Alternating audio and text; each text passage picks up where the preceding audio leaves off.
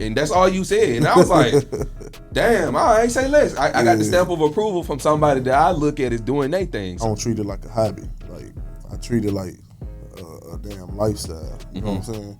And I would just absolutely die on the floor to hear you rap over one of his beats, bro. What's poppin', and welcome back to another episode of Talk Vibe Hustle, the podcast where we dive into the minds, the passions of the most inspiring people in the city. I am your host, K Books, and today we in for somebody super special, bro. This man right here is one half of 88 Degrees. Not only that, I think he is the definition of what luxury rap's supposed to look like in a city where we got a lot of grit coming out of here. This man right here is the sample king. I have never seen nothing like it before. Give it up for my boy Troy. Welcome, gang. Welcome. Bro, first of all, I want to appreciate, thank you for just coming on the show, being here, and also just being yourself, bro. Like I said a little while ago, ever since we met, I've always been inspired by the person that you are and the person that I can tell that you're going to be by the way that you rap, the way that you do your music, and the way that you're relentlessly on top of it. And just, if I can say, always busy. So thank you. Much obliged, man. I appreciate it, dog. I appreciate the platform, man.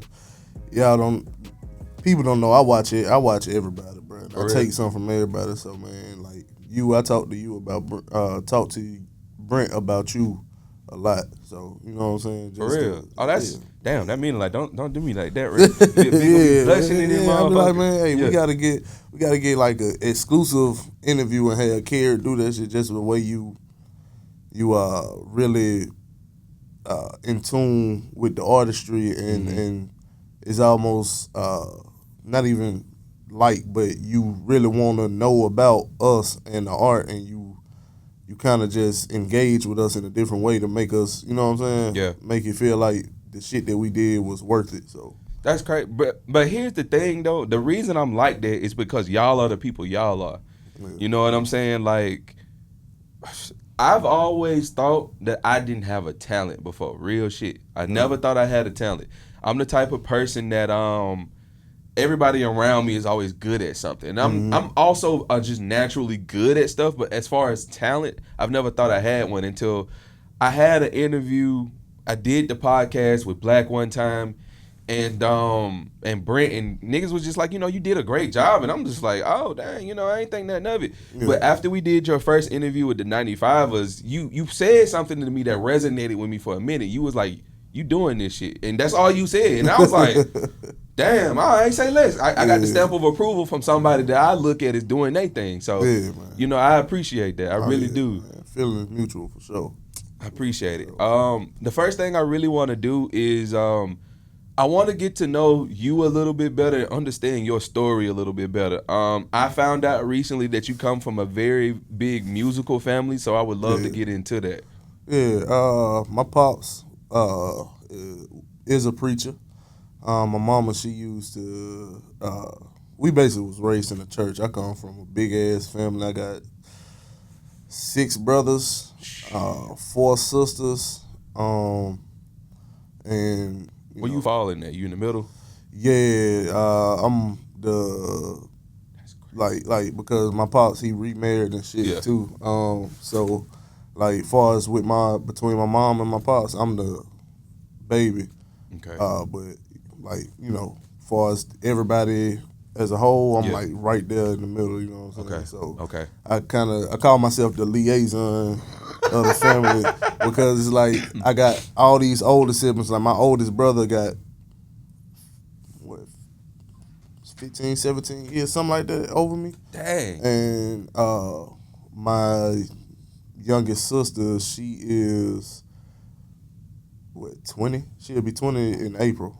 Oh, that's crazy. So you got the whole range. Yeah, okay. So, like, I'm the only one who got relationships on both sides, like, from both marriages, you know what I'm saying? So, but back to, the music, my mama, she used to sing, my pops sing, I got a brother, he sing, he do plays in the city at Red Mountain and all that shit. Yeah.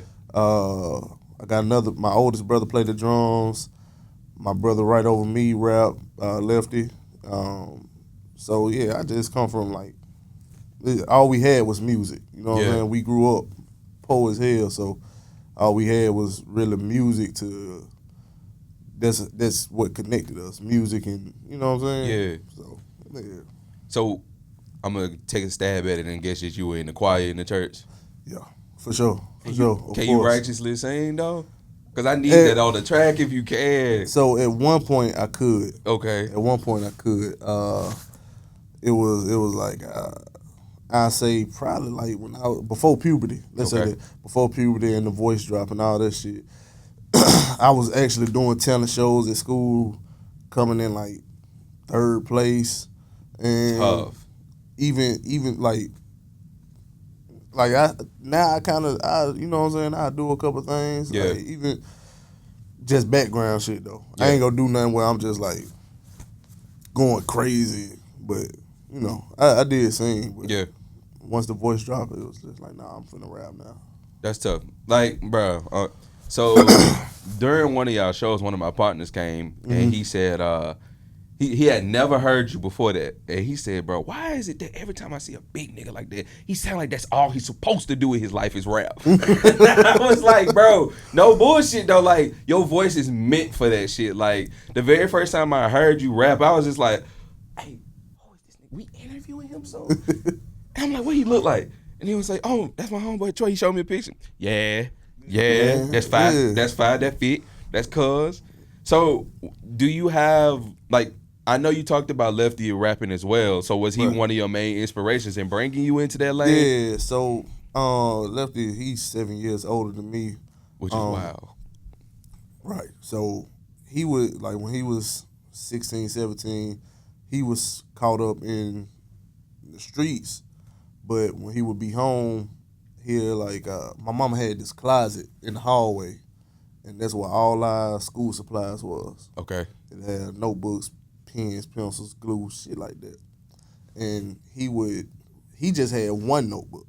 Okay. And he would write his raps in that one notebook. And every time I see him, I go get a notebook out the closet, and I start writing raps too. And I'm like 19 years old, just trying to write raps like him. And, you know, I kind of got the hang of it, and I remember writing a rap, and I rapped it to him. And that nigga said, oh, shit.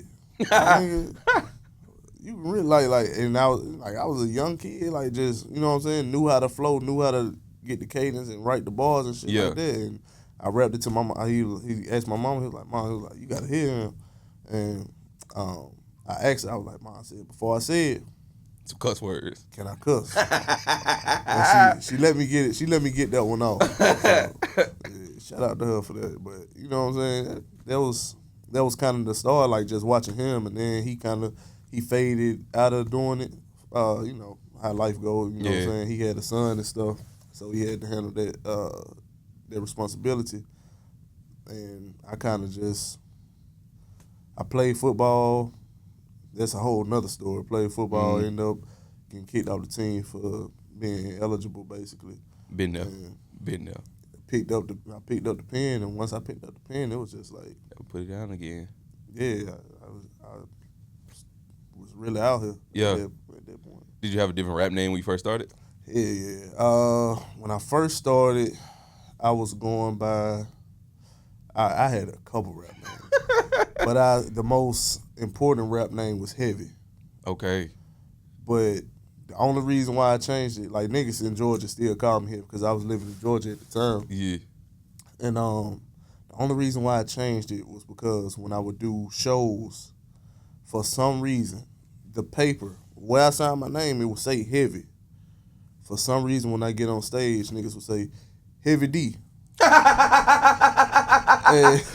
the fuck? What? And I would be like, bro, what the fuck do y'all see? Yeah. The letter D. And it got to the point where it was having that frequently. Yeah, it would just be like Heavy D. Like even when in conversation, Heavy D. So I was just like, nah, I'm changing my name. And I changed my name to Dence Williams. Dense. Dence. Heavy. So I changed my name to Dence Williams, took my grandma's last name, And I was just like, yeah, I'm gonna be Dennis Williams. That's tough though. Started going to shows. Dennis Williams. So I'm in there, motherfucker. I'm like, man, damn, I can't fucking win. Like, Yeah. so I just went Troy, my middle name. I was Yeah. like, I'm gonna be Troy, obviously massive. Okay. So Troy Massive. Dang, that's hilarious. Dennis Williams sound like an Arthur name though. Like if you write a book, that gotta be your, because that's crazy. Like top selling 100 in the country, Mr. Dennis Williams. Nigga walk on stage, got their 3-piece suit. Times, yes. Amazon #1 seller. That's actually tough right there. So. Damn, so you got the name, and were you still rapping the same way, or did your flow and cadence change over the times? So at that time, I was probably rapping a little bit different, but I guess over time it kind of just evolved more so than I understand it now, type shit. You know what I'm saying? It was like I figured out pacing. Okay. I understood pacing, and so then I was always able to go into different cadences and stuff like that. Yeah. But like once I figured out how to actually pace and I guess mesh with the beat, that's when it kind of like I started to flourish for real. Okay. And what was your inspiration? Or who rather was your inspiration at the same time? What's crazy is I'm a real R&B lover. Like it's R&B every day. R&B and gospel. I listen to that over rap any day. Like to this day, I listen to that any day. But I remember when I was 16. Of course, being black, you hear about these rappers and stuff like that. Growing up under Lefty, it was always Jay-Z. Okay. So, but I see I remember when I was 16, I had failed a class, and I had to retake the class in high school. And I had this white teacher, and she pulled out. She passed out these papers, and they had a poem on it that said, "The rose that grew from the crack in the concrete." And it was by Tupac. And she put me on, it was a white teacher that put me on the Tupac. And I started, shout out her. Right. I started, like, I kind of just fell into a whole Tupac, like, everything was about Tupac.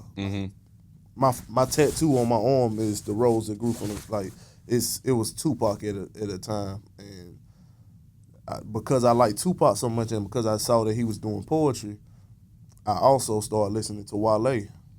Oh, okay. And Wale was like the Ambition album. The Ambition album, like really. Man, I'm you talking to me now. Instrumentals. Yep. I was literally like rapping to Wale instrumentals, but taking his cadences and just putting my words in the I would same love cadence. to hear that. And so I was just doing all that, and that was my inspiration. It was Tupac, Wale, J. Cole, Kendrick. And then I had a homie, and I was already listening to Big Crit, but I had a homeboy play a Big Crit song, and I was like, man, I'm finna go listen to more Big Crit. And because I was trying to rap like I was from New York at the same time, because I didn't want to sound like a Southern nigga. Yeah. Big Crit helped me lean into the Southern accent. Yeah. And just be comfortable. Yeah. Rapping. Because that is a hard thing to want to project, because people don't understand people from the South in a sense. Right. Huh. So Crit made me feel comfortable being a country nigga, but lyrical. Yeah. So like that's really what them all them niggas kind of just helped me form what type of artist I wanted to be. Okay. So with that being said, who inspired your actual style when it comes to your stage presence and your style of engaging the crowd? Because I think you second to none. I'm not gonna lie to you. Brent does a good job, but I think your stage engagement is a little bit different, and I feel it a little bit differently as well.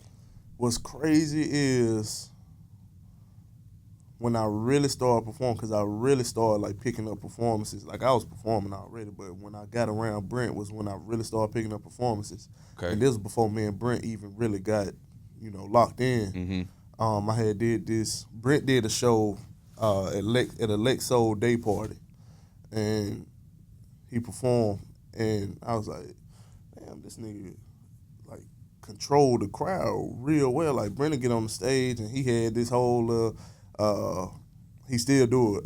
Where he be like, hell yeah, and everybody hell yeah, and so he'll like if the crowd is like spaced out, he'll say, if I can get everybody to just come in for me, Yeah.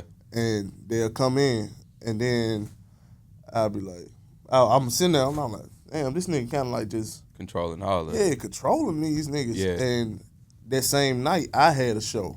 And so I was like, hey, shit, pull up to the show. Brent pulled up to the show. At that time, I'm rapping over my actual song. I don't have no performance track. Okay. I'm rapping over the song because I'm like, nigga, I'm gonna run out of breath if I don't like I need these, you know what I'm saying? Ad-libs and all. Because I had a damn, I don't want to be long winded, Go but for it. I had a back in high school I did a talent show and I rapped over just the beat, and I got off like off beat a little bit. Yeah. And I didn't know where I was in the beat. And so I was like, oh nah, I ain't never doing that shit again. Yeah. Like, hell no. And so fast forward back to the story, it was, Brent I got off stage and I was like, shit, I was like, what you think about the performance? And he was like, yeah, it was like, you should try rapping over, like rapping without the beat. I mean, without the song. And I was like, yeah, I just didn't want to run out of breath, bro. And like he was like, yeah, I feel that. And I just kept watching Brent. Like I stuck real close to Brent. That's how we got so locked in. I was just like, I'm gonna just follow this nigga. Yeah. You know what I'm saying? Like I'm gonna just like, yeah, well, this nigga clearly knows where to get shows. Yeah. So if I just follow this nigga, I'm gonna start picking up shows, start meeting the people that he meet. You know what I'm saying? That part. And so I was just like, yeah, man. Yeah. And literally, I just watched Brent, and my whole stage presence came from watching Brent. That's crazy because I'm not gonna lie, y'all have totally different stage presence, and the crowd engagement is again, I think the way you do it and the way he do it is two separate things. Yeah. I like the way you do it because like the day when that show y'all had at the Woodlawn Theater, what was it, the God chapter. The God chapter. Mm-hmm. So when you hit that cha-cha on the stage, the way that the crowd lost it, I was like, this nigga is crazy. Like he owned one, but I love that. You know what I'm saying? That was so much energy in that moment. But but I get that from Brent. That's not something Brent gonna do. He would never Brent do that. Not gonna cha-cha. He not gonna do that. But the thing that I got from Brent was bringing your personality on stage. Okay. Brent good at he does do that. At like as dry of a like a nonchalant nigga. Yeah, he somehow bring that to the stage. And he'll like, but you go understand who he is on that stage. You know what I'm saying? You go really connect with him because of the person that he is. And so I'm like you see how me and him interact. Like I'm the one that's like probably just go say anything that's on his mind. Yeah. And Brent probably go, be a little more. He a little reserved about it. He gonna wait until he know you for real. And so like I try to, I think we real good at taking from each other. Yeah. You know what I'm saying? Like I think now if you saw Brent 4 years ago and you talk to him now, it's a totally different person. It is. Because he just like Brent funny now. Brent wasn't Brent was not funny. He got punchlines now. exactly. And I like to take responsibility. Me and Kosher, we like to take responsibility for Brent's sense of humor now. Yeah. Brent is funny now. So, yeah, that's funny as shit. I think y'all play well together when it comes to when y'all like for instance, Evil Twin. Mm-hmm. At some point, I couldn't tell who was the evil twin on some of them songs. Right. And I love that about it because like at the beginning, I'm like, when I seen the cover art, I'm like, okay, I feel like one of them gonna come from the point of the good twin and somebody gonna be the evil twin. But every time when y'all switched on, I was like, these niggas meant to be on tracks together. This is crazy. Right. And that was the whole point of that started, man, that's so stupid how that shit started, bro. I forgot the joke. It was dumb as hell though, cause we make the dumbest jokes. Yeah. Like they probably niggas wouldn't even find funny. But we'll be in the studio and I think Brent stole a fruit snack or something like that. He had a fruit snack and he stole it or some shit. He did something. And I was like, nah, that's his evil twin who did that. That wasn't Brent, that was Trent. And that nigga was like, we was just like coming up, hey, what we gonna call our project? And we was like, let's call it Evil to Win, but Evil Twin, playing off of that. And literally we went on I don't even know, I guess it's probably helped, the marketing of it. Anybody we come across, who you think the Evil Twin is? Yeah. And they're like, most people, Troy. Yeah. But you'll have those other people like Brent. Yeah. And I'll be like, yeah. If you know Brent for real, you know Brent's the evil. He's the evil twin for real, bro. Exactly. Because he the one that's gonna get away with the shit. Because you're not gonna expect him to be the evil one. Bro, that's exactly. I'm like, y'all think that I'm evil. I'm letting you know who I am already. Yeah. Brent the one who go fuck you over. He gonna give you a facade. Yeah, man. And then he gonna come in with that man bun. He like, oh, okay, this nigga chill. Right. He all wholesome and on everything. Whole fit stolen. One with the earth. And no, he not, bro. Whole fit stolen. Nigga is still siphoning gas before he got here. Nigga not vegan. He none of that, bro. Brenda fuck up a 10-piece. Oh, just God, like he a sneaking geek on you. Oh, God. Bro, what? Nigga wearing the beads. Hey, you really a fake Rastafari. right, man. Nigga phony, man. It's all good. Yo. Shout out to Brent. That part. Shout out to my guy. So, the Flourish. Going to the event, bro. I want to say thank you for just shouting me out when you did, because I had a bad day before I got there, but I wanted to come and show love because I fuck with y'all that heavy, and obviously pulled up on the Hellcat. You know what I'm saying? Yeah. And I really wanted you supposed to be outside that day, but that moment right there was also such a pivotal moment for where I am right now, because that made me feel like I was actually living in my purpose for the first time. Yeah. Like I'm out like networking with people that I fuck with. I'm watching y'all create. I'm watching y'all quite literally flourish. And these people in this room, like some people didn't know y'all and was like fucking with the music. People that was there that didn't know y'all that was fucking with the music. And it was good to be in that creative space. So shout out to y'all. Shout out to the Flourish for even putting that on.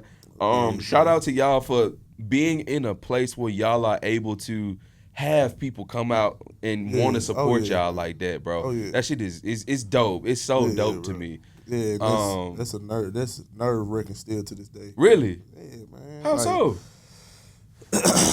Man, I got I don't know. I've never thrown myself a birthday party just because I didn't know if niggas was gonna show up. So like, I feel that. Okay. So like, okay. It's just like even goddamn, you know what I'm saying? Throwing shows to this day, I still be like, damn, I hope niggas show up. Cause I'd have been in, you know what I'm saying? I ain't gonna say as far as it was my show. Yeah. Thank God I've never thrown a show, and I mean, I don't want to be humble. Yeah. But, thank God I've never thrown a show where niggas didn't show up. Yeah. But to see that room packed like that. Yeah. Cause I wasn't expecting that at all. For real? Man, hell no. Hell, I didn't know what I was walking into. It was people standing up in that motherfucker. That's what fucked me up. I was like, damn, nah, niggas out here. It was more people I didn't know in that room than I knew. Really? Yeah. Oh, I like that for you there. Oh, yeah. Because I think that's a big moment for you to introduce yourself to a whole new crowd of people that can fuck with you now. Right. I like it. I was like, oh, shit. Like, I Like it's white ladies. But in the corner, they was fucking crocheting in that motherfucker. And I was like, damn, I've never at a rap show. Yeah, in my life, not with the shit I'm talking about. You know? The white boy in the corner had me going, man. When he got up and started dancing, I was like, no way. Yeah, man. Shout out to him. Never knew. Never met him. Oh, dang, the way you shouted him out, I was like, oh, y'all must fuck with him or something like that. No, I don't know who that nigga is. Hey, he was rocking. Shout out to him. Hey, yes. On everything. He made the show. Oh, yeah, bro. Because I didn't want to do the cha-cha on that small stage. Yeah. So him doing that, goddamn. He brought it out of you?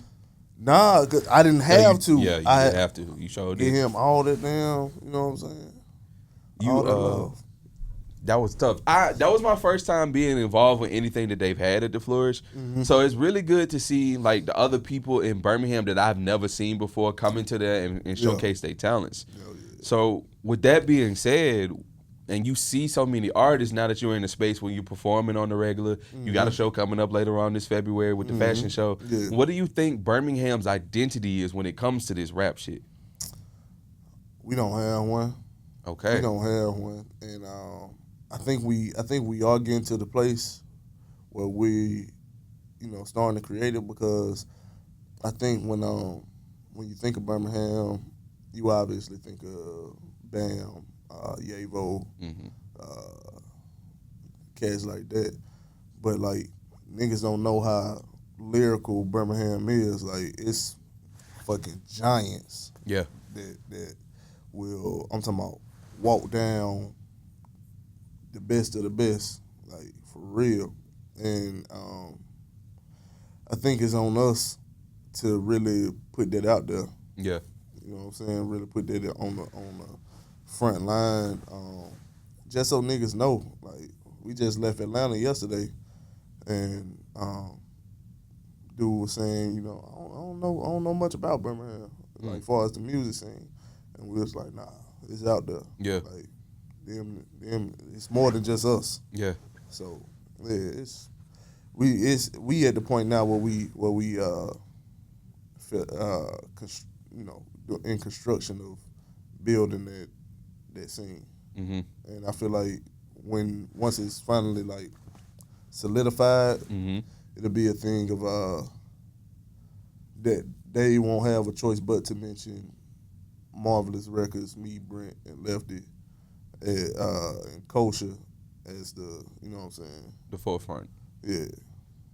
I would agree with that. I think y'all the hottest in the city, in my opinion. I had somebody who I know for a fact ain't truly tapped in with the music scene for real, say that y'all was the hottest in the city. Y'all, they was like, these niggas the best rappers I've ever seen out of Birmingham. That's real, bro. And I was like, you fuck with it like that? Cause like, hell yeah, bro. It's real, man. And I got a shout out. I do got a shout out.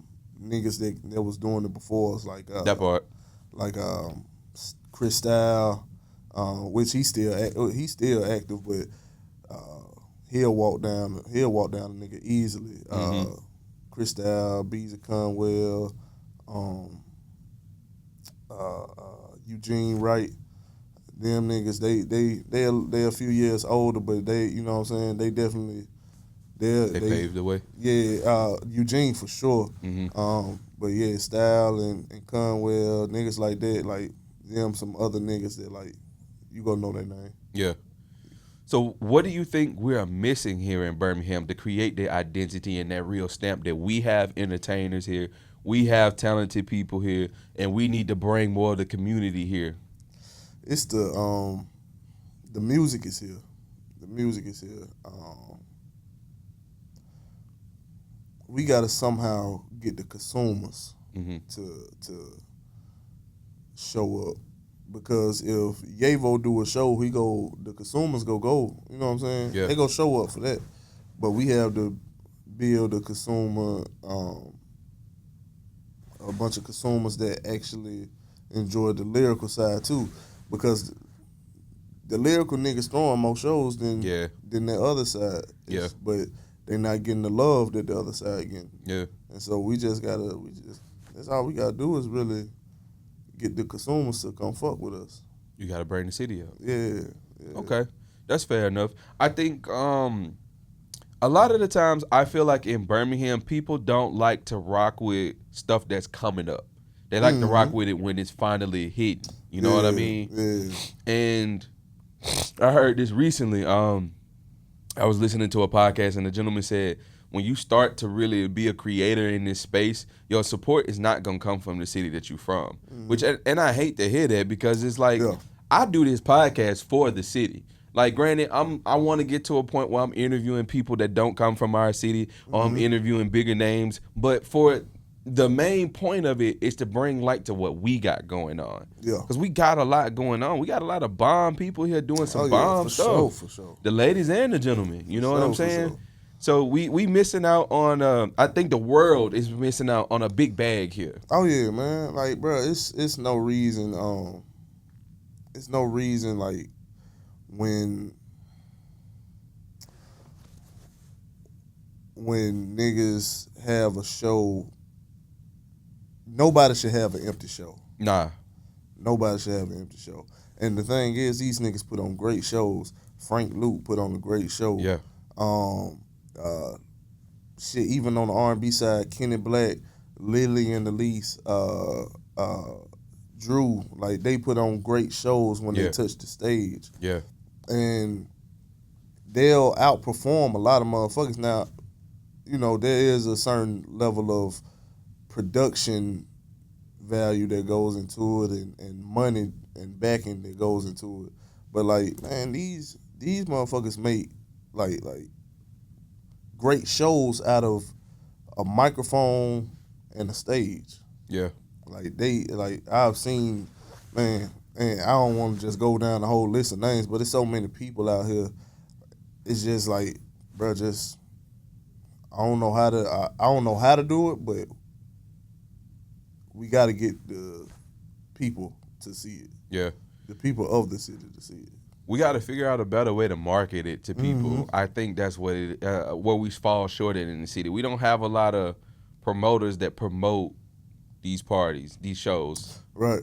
We need that more. But again, it goes back into are they gonna promote it because you coming up, or are they gonna promote it because you hot now? And like at some point or another, people just need to start promoting just because you're from the city, you're a good artist, you do good stuff. Put somebody in front of you. Let's get some people here to see you. Right. And that's what I think all of this is gonna come from. Is because again, like I said, Birmingham is an untapped market. I think with what Cat Williams is trying to do with their military base out there is going to bring a lot of attention to the fact that Alabama got something going on as far as entertainment value. Yeah. And I think it will bring more attention to it. Yeah. But I think it's up to us and the creators like ourselves to really put ourselves on the map in some form or fashion. So we're going to figure it out. For sure. So I want to jump into Marvelous real quick and talk about Marvelous Records, bro. For me, it happened overnight, but I want to hear how it happened for you, because it wasn't overnight. Oh, yeah, nah, man. So, I was rapping. I started actually releasing music when I was 18. I released my first song, and I was doing it. I was trying, like, different shit. I had rapped with a couple homies, trying to do our own collective, and the shit just never worked out. Which I'm in a lot of, a couple of them I'm still locked in with, like, damn, still my dogs. But I was always just like, me and Coach had this conversation the other day where he was saying, like, I don't treat it like a hobby. Like, I treat it like a damn lifestyle. You know what I'm saying? And so probably 2020, I dropped this project called Nobody. And the mix on it terrible. You can probably still find it on streaming platforms, but I did just delete it off streaming platforms. So, you know what I'm saying? It might be there, it might be out, but I'm trying to get it removed off just because it don't sound quality. Okay. But my brother Lefty at the time, he was still wasn't rapping at this time. He hit me up one day and he was like, "Hey, what you think about paying for a feature?" And And I was like, oh shit, nigga. Yeah. They were like, yeah, I got a little bread, we can pay for a feature, get you a feature or some shit. And I'm like, all right, cool. And then I reached out to this niggas know this Ro James, R&B singer, made with your permission. Yeah, he I hit him up and I asked him. I don't know what made me ask. Like he was a celebrity, so I just was like, shit, man. I'm gonna just ask him a question. Hey, should I pay for a feature or should I go for marketing? And he was just like, either way it go, you got to market it. Yeah. So that money, like you still go have to put money into marketing, whether you get the feature or not. Yeah. And so I was like, all right, cool. So I fed back to Lefty, hey, we need to market. Let's just market. Let's just put that money that you got into marketing. And he was like, all right, cool. And so we kept having conversations to the point where he was like, shit, man, like, I'm gonna do this music shit with you. Like, I'm gonna just be your support. I'm gonna be the one, you know what I'm saying, looking out for you. Not, and at this time, he wasn't even saying it. He wasn't saying it as a manager. He was just, just saying like, looking out. You ain't got to do it on your own. Yeah. And so I was like, all right, cool. So we started working on Stay Gold. And at some point I was like, he was like paying for my sessions and all that shit. And I was like, hey, we should start a label. Like, let's just start a label, just me and you. And he was like, all right. And we started trying to come up with a name, and he had this song from back in the day called Marvelous. And I had ran a couple names to him, and he was like, nah, I don't think that name. And then I was like, shit, let's call this shit Marvelous Records. He was like, why? I was like, your song from back in the day, like, we should just call it Marvelous Records. And he was like, all right, I fuck with it. And so we went with Marvelous Records, and when we started it, we were so overzealous. We was like hitting every nigga we knew that just rapped. Yeah. You know what I'm saying? Niggas who, some of them niggas wasn't good. I'm gonna be honest with them. If they see this shit, hey, it is what it is. But, niggas can't fuck with me. That's a fact. So I was like, hey, I think we had probably had 7 niggas on the label. Damn. Yeah, it was too many, man. And we had me and Staleface Beezy. Now Staleface Beezy is still a dog. But me and him, we did a song together on Stay Gold Trip, and he had joined the label, and then we ended up kind of running into a little situation where it was just creative differences. Okay. And so we parted ways, but like Staleface Beats is still part of Apartment 1026 with me and Brent and Kosha and some other niggas, brother, all them niggas. And so even though he wasn't on Marvelous, yeah, he was still part of 1026. So they still, like, to this day, Bees is still my dog. That shot wasn't at Beezy, but Beezy can't fuck with me on no mic. But I'm just playing. Shout out to Beezy. He just dropped the project too. Shout out to Beezy. But we end up just parting ways, and it was back to me and Lefty. Yeah, just us two. And then me and Brent got locked in, and we probably like for a year. Close to a year, me and Lefty kind of just watched Brent. And we was like, shit, let's bring that nigga on board. Like, let's get him on Marvelous Records. Like let's just make it, you know what I'm saying, us two. Just me and Brent as the artist. And then probably within the last 2 years, Lefty kind of just started doing music. Cause I end up getting in a relationship. and they kind of put me in a place of I don't know, it was just different. You know what I'm saying? Like I wasn't. You content? I was at a different. Music wasn't getting all my attention no more. Okay, I say that. Understood. Music wasn't. Without saying you was distracted. Yeah, it was just. Okay. I wanted, because it wasn't a distraction. She, like me and her, we still together. Shout out to Bug. But it was just like something new. You know what I'm saying? It required more of you. Yeah. And it put me, but it brought me, like me being in a relationship with her brought me a lot of peace.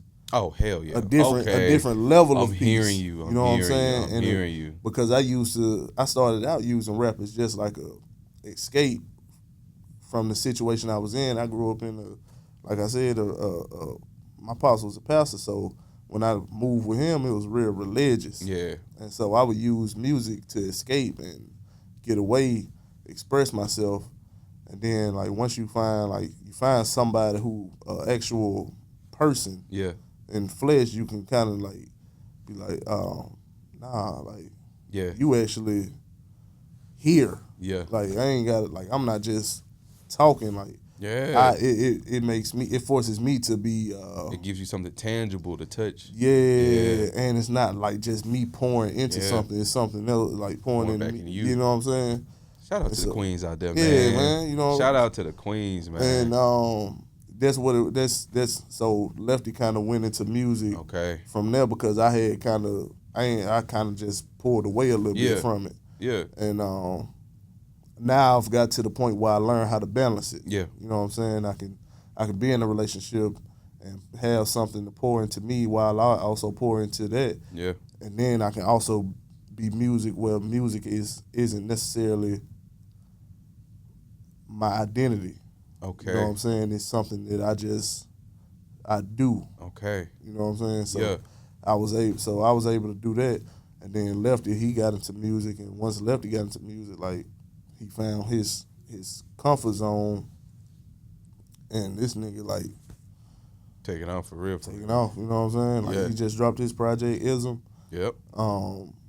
Doing nice numbers. You know what I'm saying? First project, and he really getting his footing. So that's Marvelous Records. Brent, Lefty, Troy, and Kosher, and shout out to our other dog Brandon Wicker out in Florida. He do a lot of supporting A&R and investing, consulting and stuff like that for us. Okay. Yeah, man.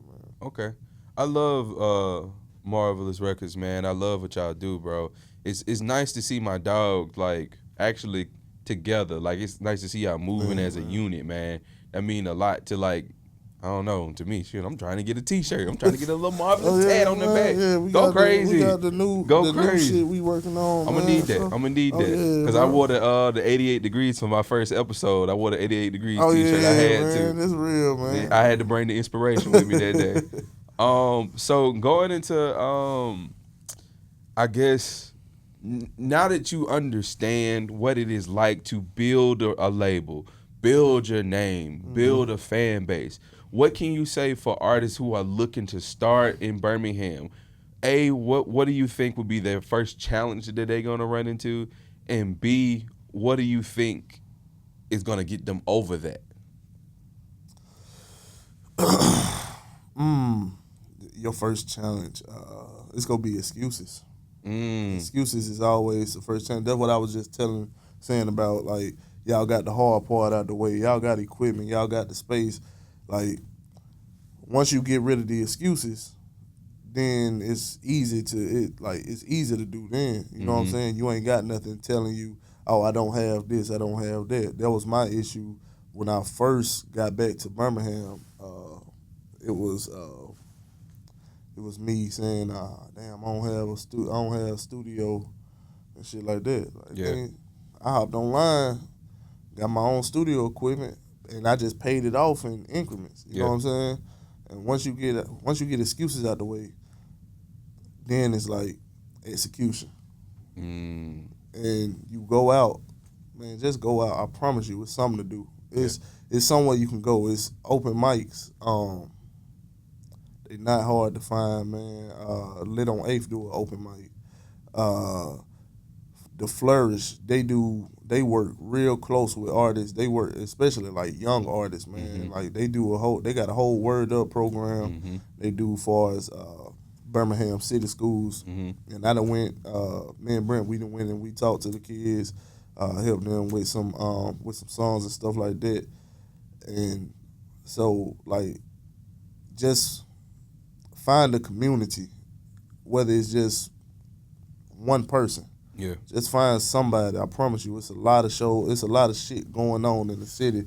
The Flourish do a show every once a month. Yeah. Every on a Sunday. I think it's the third Sunday or something like that. Yep. Once a month. You go there, you go run into an artist. It's gonna be an artist there. Woodlawn, they have shows all the time. Somebody always booking Woodlawn. You go have it's people out there who have meetups, the meetups, like the links and all that. Yeah, go to the photography meetups because the artists go to the photography meetups to get free pictures. Yeah, niggas go be out there with them cameras. Somebody go take a picture of you and they go edit that bitch and they go post that bitch and you already got you a goddamn profile picture. That's facts. I need to do that. It's a slick way to, you know what I'm saying, really get into that shit. Yeah. Just book a photography session at Vibe Street. Yeah. Talk to Micah. Micah know every artist that goddamn walk through Vibe Street because every artist go through Vibe Street at some point in their life. I was talking to a photographer, and that nigga told me he had never been to Vibe Street. I was like, I ain't never been to Vibe. It rocked you. Yeah, like, everybody go to Vibe Street. It's like a staple of Birmingham at this point. Yeah, it's like, and it's the most affordable. It is. You know what I'm saying? It's affordable, but you get great production value out of it. It's too affordable. I shouldn't say that. You shouldn't. Because I Micah don't. Listening. Micah here, goddamn. Oh, it's too affordable. Oh, okay. Say less. No, he doing a good thing though. Yeah. You know what I'm saying? Yeah. Like he makes that shit easy for niggas to come through and do whatever the hell they need to do. I think my Stay Gold was definitely the shot at Vibe Street. That's where you go for real. For real. And talk to Micah. Micah can point you in. He might now. Depends on if he like you. He an asshole too. Yeah. So he might not tell you no artist to fuck with. But I don't really know too many people, bro. But he'll fuck with you, man. Yeah. I think honestly, that's a beautiful thing that we have Vibe Street because like we all can relate through that. Yeah. Like I got my podcast started from the Vibe Street. Right. I never would have had the opportunity to touch a mic had it not been for Micah in the studio and Black being a photographer there. Right. I would have never had that opportunity. I would have never known that this is what I'm supposed to be doing with my life had it not been for Vibe Street. Right. So shout out to Micah, shout out to Vibe Street, man, for real. Yeah, y'all are really a real building block for Birmingham. Bro, he definitely a giant, bro. He a giant in the city, man. He make it easy for a lot of artists in general. He make it easy for us, bro. I was finna shout out somebody else, but Micah specifically. Specifically, yeah. No glazing though. We ain't gonna glaze you too far. We're gonna leave you alone at that. So what's as you move along your journey, has there ever been a point where you just really wanted to quit? Yeah. I'll say I really had that feeling in 2023. Dang, that's recent. 2022, somewhere between now, between that time frame. I wanted to quit just because, it was just like, man, I don't know if I like I told you, man, like I fell in love and you know what I'm saying, like I had found like some true peace. You know what I'm saying? But it's that my rapper brain, my artist brain never stopped the wheels never stop turning. And it was some shit that had happened. Like we had ran into a shady dude. Not the janky promoter. Oh yeah, big suit. He used to have a Bluetooth in his ear. Oh yeah, telltale sign. Yeah, and but I had kind of just fell out of love with rap. Like since then, that's probably been like where I was like, man, this, like, nigga, I don't even love this shit no more, and I don't want to do it if I don't love it. You know what I'm saying? And just because it's the business part, even to this day, I just but the business, I hate the business. Yeah. I just all I want to do is just make the music. You know what I'm saying? But I understand that it something comes with it. You know what I'm saying? In every relationship, something comes with it that you just go have to fight through. Yeah. You know what I'm saying? So everything got an obstacle. Yeah, man. But I worked through that. I was able to like fall in love. I say my love for it was unhealthy at the time. Okay. Because I can understand. Yeah, it was a crutch. Now I've like fallen out of love with it and falling in love with it in a different way makes it, you know what I'm saying, where I'm not so dependent on it. I'm more so just using it. You know what I'm saying? It's not a crutch, it's a sword. Ooh. You know what I'm saying? I like that. Yeah. I like that. I like that because for a while there, for me, I used to get depressed with not being on the microphone. I would find that like life would get so overwhelming, and then if I'm not shooting or recording, it feels almost heavier. Yeah. So I like what you're saying there because like I have to find the balance of not necessarily needing to do the podcast to feel like I'm living, but also just wanting to do it because there's a love for it. Right. Like that, is that kind of what you're saying? Yeah. Okay. Yeah. It's just like, man, like I'm if I didn't have it, I'm cool. Okay. You know what I'm saying? Like Okay. I know what I do have. I recognize the things that's around me that I do have. You know. Yeah. Cause it was I think like back in 2022, somewhere between there, I had got sick.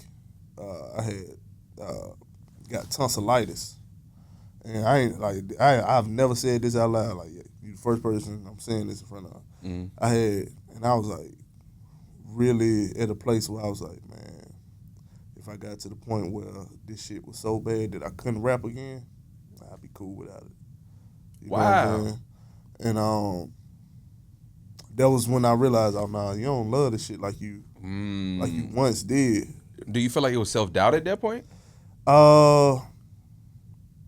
It was too much that went into it. Okay. You know what I'm saying? It was just like, nah, this ain't like what it used to be. You know what I'm saying? This ain't how I used to like, oh, I'm going through this. I'm going to vent and get this out. Yeah. You know what I'm saying? Now it felt like I was rapping because I had to. Okay. You It know was a job. Yeah. Okay. And I had to just get to the point where like now it's like, nah. Yeah. Like I love it in a different way. Like I don't have to do this.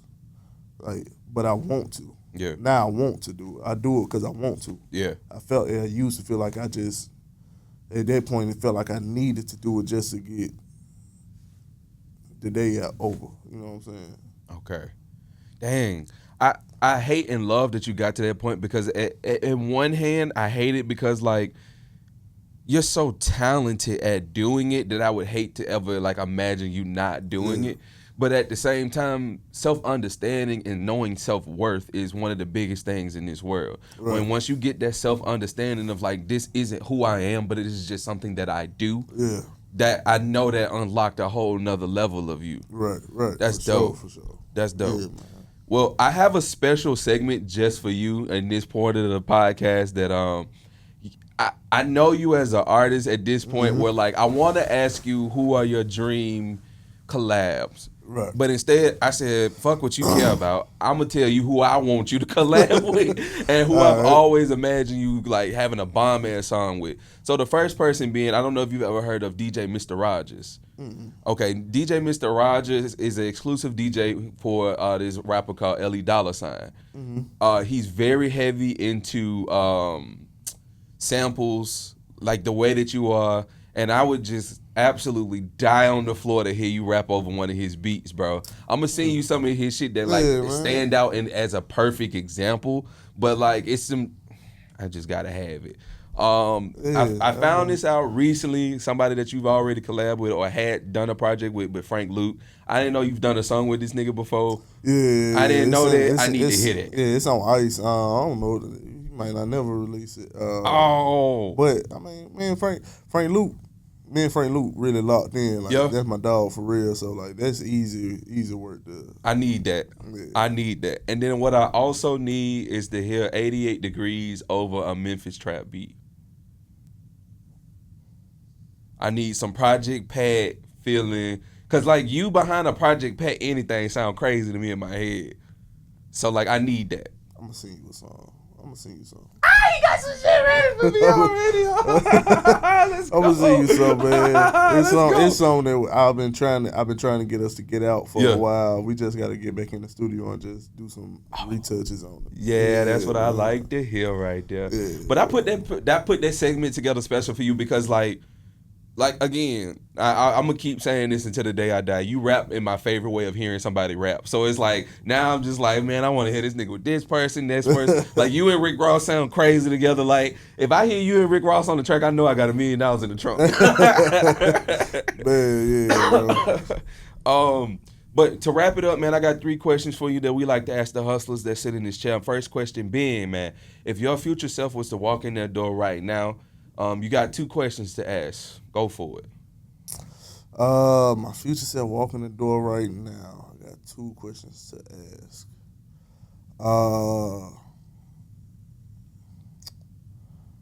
Damn. This the one that stumped me. Yes. I got 2 questions to ask. And while you think, I will give you a preference. You can give us what this person will look like because we've had people describe the baddest bitch that walked through the door. We've also had people ask themselves if their weight loss journey actually did anything for them. Right. Yeah, nah. If he walked through the door, he better had gotten to the gym somehow. Nah. My future self walked through the door. I'm gonna ask him.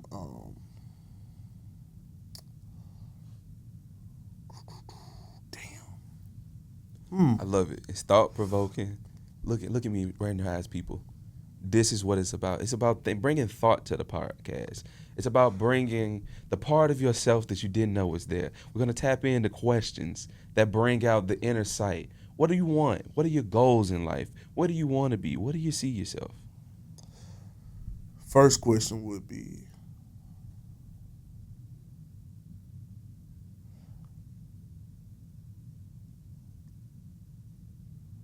Did you heal? That'll be the first question. Did you heal? Shit. And the second question would be, how long did it take? Yeah. Did you heal and how long did it take? Yeah. I like that. Yeah. That might have been the best answer we've gotten for that. Yeah.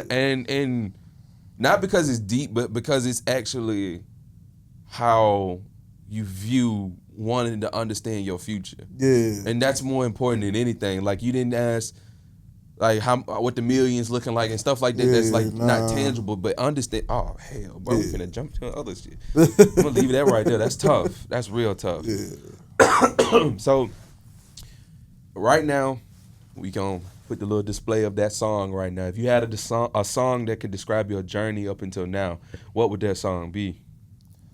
Donny Hathaway, A Song for You. A song for you. Okay, we're gonna have a snippet that either play or we're gonna have the album cover or something right here. Editing team, y'all know what to do. That ain't on me. And if it make your job harder, tell me so I can not stop. And the last question being, now that you've sat in the chair, you've made your way through the interview and you understand what Talk Vibe Hustle is. Mm-hmm. Who do you think the next hustler needs to be that sits in that chair? I got 2 people. Ooh, even better. 3. 3 times the fun. Kosher. Okay. Lefty. Lefty dropping another album. Okay. In April. I want to say in April. Okay. So Lefty for sure. Staleface Beezy. Staleface Beezy. Yeah. Okay. Yeah. We can make that happen. I'm gonna tell you now, Staleface Beezy is long-winded. I think I was very long-winded this episode. Oh. Staleface Beezy. Yeah. Super long-winded. Yeah. But very thought-provoking. Mm. He views the world from a different lens. Oh, I like that. Yeah, so, I like that. I'm gonna learn a lot. Yeah, man. And he just had a baby too. So good. You got a new perspective on that too. Yeah. Oh, I love that. Yeah. Okay, you made me excited then. Yeah. Well, with that being said, let the people know what you got going on, what's coming from you, and where they can find you. You can find me Troy Massive, TroyMassive, everywhere. Instagram, X, Apple, Spotify, YouTube, all that shit. 88DGRZ, 88 Degrees. You can find that same thing. Marvelous Records, LLC, everywhere. And yeah, man. Before Salvation just dropped. Y'all go check that out. But I got something better coming. Yeah. I like to hear that. For sure. Well, this has been another episode of Talk Vibe Hustle. I appreciate y'all for being here, tuning in. Y'all like and subscribe to the video. Like and subscribe to Troy Massive if you want to see more of his work. Shout out to Marvelous Records. We out.